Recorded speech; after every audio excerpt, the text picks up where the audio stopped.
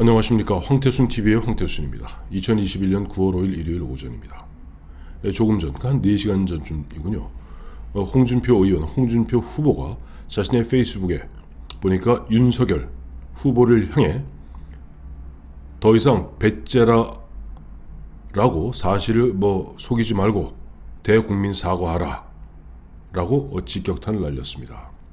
그 모습을 보면서 참담하다는 생각을 하게 됩니다. 지금 홍준표 의원의 논리대로 하면 지금 고발을 사주했다, 또 자기 처가집 부인과 자기 장모 문제에 대해서 정보를 수집하도록 지시했다라는 뉴스버스의 보도가 100% 사실이란 전제하에 보면 이미 윤석열 전 총장, 윤석열 후보를 갖다가 범죄자로 몰고 있는 겁니다. 그것도 민주당의 누가 아니라 국민의힘의 홍준표 후보가 그렇게 몰고 있습니다. 정말 참담하다는 생각을 갖다가 지울 수가 없습니다. 처음 뉴스버스에서 보면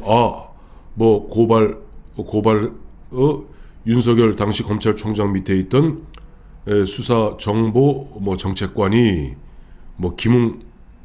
당시 김웅 후보죠. 그 김웅 후보에게 이와 같은 고발장을 보냈고 수사를 사주했다라는 보도가 나왔을 때 민주당에서 보면은 마치 이 윤석열 게이트다 뭐다 막 몰아치는데, 그때 보면은 국민의힘 경쟁자들의 태도가 너무나 보면 안타까웠습니다. 우선 검사 출신의 원희룡 후보 뭐라고 그랬습니까? 고발사주 의혹 자체만으로도 중대한 사항이다. 빨리 진실 파악을 해야 된다. 그 다음에 홍준표 의원 뭐라고 그랬어요? 검사 출신입니다. 총장 양해 없이 그렇게 되겠는가? 기정사실로 몰아가고 있습니다. 이 딴 사람이 아닙니다. 국민의힘의 경쟁자들입니다. 거기다 점잖고 그야말로 올곧은 것으로 보았던 최재형 전 감사원장 판사 출신입니다. 알았어도 몰랐어도 문제다. 거기에 한술 더 떠서 이준석 대표는 만약 후보, 즉 윤석열의 개입이 있었다면 심각하다. 모든 것을 그러니까 이진동의 뉴스버스에서 하나 툭 먹이를 던져주니까 미친 듯이 날뛰는 피라니아 떼 같습니다. 썩은 고기 한 덩이 턱 던져주니까 미친 듯이 윤석열을 물고 뜯고 하는 피라니어 아시죠? 아마존강의 피라니어, 그 식인 고기 피라니어 떼들이 와글와글 되는 모습과 참 다를 바가 없습니다. 그런데 오늘 이제 홍준표 후보가 이야기한 대목은 제가 한번 볼게요. 곧 드러날 일을 공작 정치 운운으로 대응하는 것은 기존 정치인들이 통상 하는 무조건 부인하고 보자는 배짜라식 대응이다. 곧 드러날 일, 이건 홍준표 의원 머릿속에는 고발 사주가 되었던 다음에 처가 문제에 대한 정보를 수집했던 그 지시를 갖다가 윤석열이 했다는 것을 전제로 얘기하고 있는 겁니다. 차라리 총장 시절 하도 총장 찍어내기가 심해 그렇게라도 대응할 수밖에 없었다고 솔직하게 대응했더라면 상황이 달라졌을 겁니다. 이거야말로 소설입니다. 그러니까 지금 보면 차라리 그렇게 변명하지, 아니 윤석열 전 총장이나 또 예를 들어서 고발 사주에 지금 당사자로 지목되어 있는 손준성 검사, 손준성은 그런 일이 없다는 거 아닙니까? 많은 사람들이 짐작하기에 김웅 그것을 갖다 당시 당에다가 고발장을 전달했다. 물론 고발 이루어지지도 않았습니다만 유승민 캠프의 대변인인 김웅은 어물쩍하는 아주 애매모호한 태도를 취해서 계속 의혹을 증폭시키고 있고, 옳았구나 하고 막 최재형도 홍준표도 유승민도 원희룡도 너도 나도 할 거 없이 내부에 대고 마구 총질하고 있습니다. 지금 청와대에 있는 문재인 대통령, 그 다음에 민주당에 있는 송영길 대표는 빙그레 웃으면서 이런 얘기할 겁니다. 그래, 너희 보수놈들이 더 그렇지. 너희들은 을이라고는 약에 쓰려고 그래도 찾아볼 길이 없고, 조그마한 이해관계가 이익에 걸려있는 고깃덩어리 하나 던져주면 미친 듯이 흔한 얘기를 애비애미도 모르고 물고 뜯는 너흰 그런 놈들이지. 아이고 오죽하시겠어? 라고 생각할 겁니다.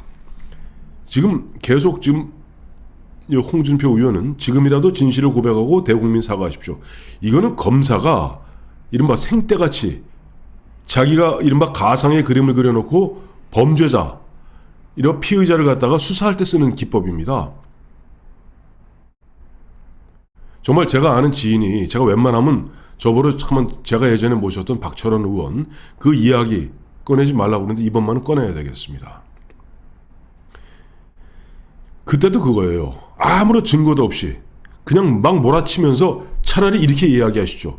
저를 통해서 당시 이 수사받고 있던 박철원 의원에게 그 말을 전달하라고 던져주는 게 바로 그런 식입니다. 돈을 받았다면은 그것이 정치 자금이 아니었겠는가. 그러나 난 기억이 없다. 그게 무슨 얘기냐 하니까 너 뜨거운 난로 위에 앉으란 얘기입니다. 차라리 총장 시절 하도 총장 찍어내기가 심해서 그렇게라도 대응할 수밖에 없었다고 솔직하게 대응했더라면 말도 안 되는 이야기입니다. 아니, 하지 않은 일 갖고 왜 갖다가 한 것을 가정하여, 했다고 가정하여 왜 허위 자백을 하라 말입니까? 이거는 홍준표 검사, 모래시계 검사라고 하지만은 검사 시절에 아마 그런 식으로 피의자를 조져서 많은 허위 자백을 받아봤던 모양입니다.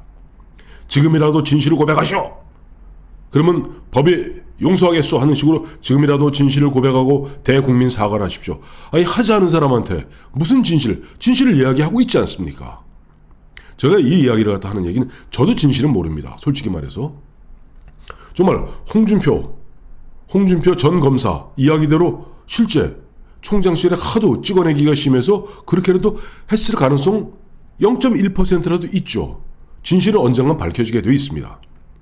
하지만 최소한 이런 이야기를 갖다가 같은 당에서 한솥밥을 먹고 있는 자기 식구끼리 하는 거 아닙니다. 하다못해 우리 홍준표 전 검사께서 강력부 검사할 때 깡패들 잡아줘주지 않습니까? 깡패도 의리 있는 제대로 된 깡패는 우선 자기 식구, 일단 식구를 보호합니다. 하물며 양아치도 아니고 이러한 식으로 많이 총질하는 것은 정말 온당치 않습니다. 이 모습 보면서 제가 2011년 갑자기 최구식 전 의원 생각이 납니다. 최구식 전 의원, 당시 나경원 서울시장 후보에 차출되어서 최구식 의원이 이제 홍보대책위원장을 했는데 최구식 의원의 비서가 그 운전기사가 디도스 공격했다 그래갖고 난리가 났었어요. 결론부터 말씀드리면 나중에 다 보니까 무죄입니다. 최구식 의원은 아무 죄가 없습니다. 그런데 최구식 의원이 그 당시 당 대표가 홍준표 대표였습니다. 실세는 박근혜 의원이었고 최구식 의원이 디도스 공격에 타겟이 되고 막 맞으니까 그 당시 한나라당이죠. 한나라당 의원들이 당 지도부가 최구식 의원한테 탈당하라고 압박을 넣습니다. 그러는 거 아니죠. 잘 보세요. 민주당이 왜 저렇게 악착스러운가? 뻔히 대법원에서 확정 판결난 한명숙이도 보호하고 있습니다. 뻔히 대법원에서 확정 판결 나고 감옥까지 갔다 온 정봉주도 보호하고 있습니다. 그것이 옳다는 건 아닙니다. 지금 윤석열 전 총장 또 손준성 검사 그런 일 없다고 이야기하는데 아니 지금 이준동이 운영하고 있는 뉴스버스에서 이준동 이런 얘기까지 하다 보니까 이런 얘기까지 합디다. 그 소스가 집권 세력이 아니라 국민의힘 쪽이다. 저거 안 믿습니다. 그러면서 이런 얘기, 국민의힘인데 최소한 김웅은 절대 아니다. 차라리 손바닥으로 하늘을 가리세요. 이러니 의리 없는 집단, 닮은 삼키고 쓰면 뱉는. 아니 어제 아래까지 저 윤석열 안 들어오면 그 난리를 치던 이준석, 지금 이 대목에 있어서 정치 공작이 뻔한데 여기 대해서 당 차원에서 어떤 대응 취하고 있습니까? 이러니 내년 정권 교체 사실 아이고 참 꿈 깨십시오 하는 이야기가 나올 수밖에 없습니다. 다른 사람 몰라도 홍준표 의원, 홍준표 후보만은 윤석열을 이렇게 조져서는 안 됩니다.